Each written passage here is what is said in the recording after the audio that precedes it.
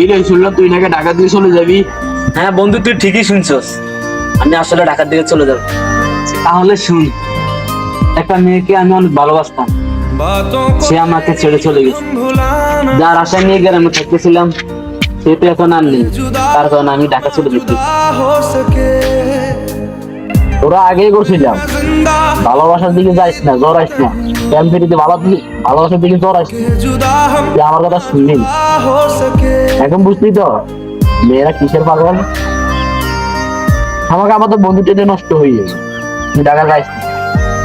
একটা মেয়ে গেছে কি হয়েছে, বেশি কি মেয়ের অভাব আছে? কয়দিন তুই তো আর রিলেশন করতে দিব না আমি। আর ভালোবাসার দিকে জড়াইস না। হ্যাঁ বন্ধু, তুই ঠিকই কইছস, মেয়েরা আসলে অনেক স্বার্থপর।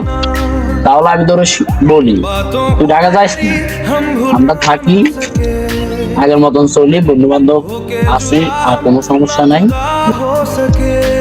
তাহলে ঠিক আছে বন্ধু, আমি আর ঢাকা যাবো না, আগের মতে আমরা বন্ধু মিলে চলবো, আর মেয়েদের সাথে রিলেশন করবো, শেষ করি না।